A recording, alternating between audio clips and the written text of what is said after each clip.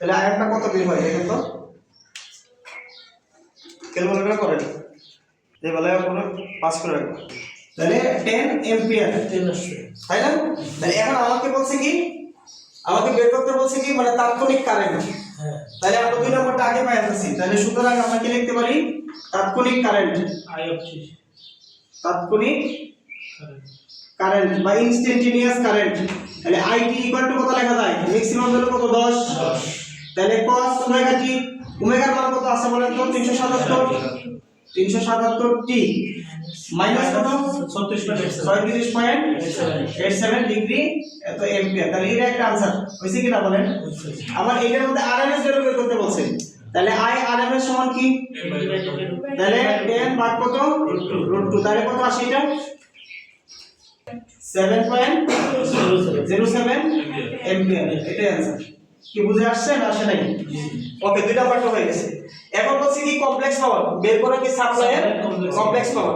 তাহলে কমপ্লেক্স পাওয়ারের ফর্মুলা আমরা কি জানি, এক নাম্বারটা এটা এখন। হ্যাঁ, তাহলে complex power S equal to কত, B ভোল্টেজ আর কারেন্ট আছে। তাহলে S ইকুয়াল টু আমরা জানি কি half into BI conjugate. Half কেন দিলাম, আর সবগুলা ম্যাক্সিমাম আছে, তাই না? সবগুলা কি আছে, ম্যাক্সিমাম আছে। তাহলে দেখেন বসাই দেই, হাফ ভোল্টেজের মান কত 200, ঠিক না?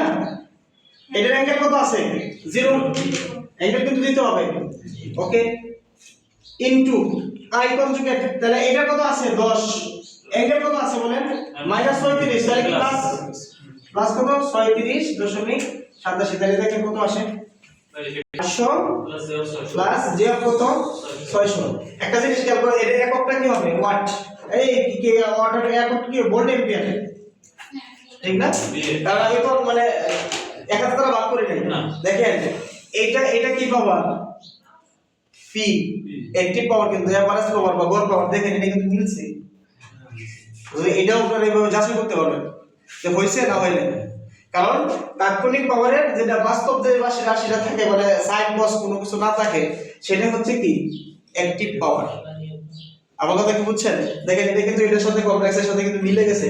যে না মিলে তাহলে বুঝবেন যে ভুল আছে। যে এরকম আছে মানে 799 বা 798 সামথিং, তাও ঠিক আছে। কেন ঠিক আছে জানেন? কারণ আমরা দশমিকের পাওয়ার সম্পূর্ণগুলো রাখিনি। কথা কি বুঝে আসছেন না আসে নাই? ক্লিয়ার?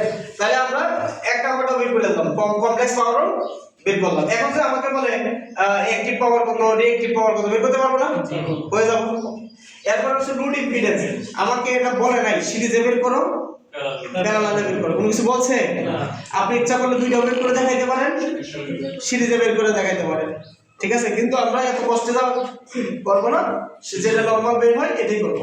যেহেতু লোড ইম্পিডেন্স বের করতে বলছে, আমি দেখেন ভোল্টেজ আছে কারেন্ট আছে, তাহলে হয়ে গেছে কিন্তু, ঠিক না? তাহলে ভোল্টেজ এবং কারেন্ট যেহেতু আছে, তাহলে 3 নাম্বার। তাহলে জেডি কোডটা আপনাকে লিখতে পারি বিভাগ কত আই। এখন এটাতে আমি করাইতেছি, কারণটা হচ্ছে আমরা অনেক সময় এইগুলোতে কি করি, ম্যাক্সিমাম ধরে আরএমএস এ লিখি, আমাদের কিছু করা লাগবে না। দুইটাই যেহেতু ভাগাকার থাকবে, কাটাকাটি চলে যাবে, শেষ। ঠিক আছে? তার মানে বি ভাগ আই। বি কত আছে 200, অ্যাঙ্গেল কত 0, আই কত আছে 10, অ্যাঙ্গেল কত বলেন -36.87। তাহলে কত আসে এটা বলেন তো? 8 + j6, হ্যাঁ 8 + j6, 8 প্লাস j কত 6। একটা পোলারও নিতে পারেন, পোলারও নিতে পারেন, ইচ্ছা মানে যেটা দিয়ে রাখেন, কোনো সমস্যা নাই। তাহলে এটাই হচ্ছে মানে যেহেতু লোড ইম্পিডেন্স বের করতে বলছেন, এটাই आंसर। এত কি এটা কি ওহম, বুঝতে পারছেন তো? এখন যদি আমাদেরকে আমরা এটা বলে না আমরা করতে পারি, এটা যদি বলতো যে সিরিজে বের করে, এটা এই মানটা যেটা বের হইছে এটা কি কিসে বের হইছে, সিরিজে বের হইছে। মানে আমরা যদি বলতো এটা প্যারালালে বের করতে, তারপর তার কি না আমরা ফিজিক্স শিখে আসছি, কি বলেন?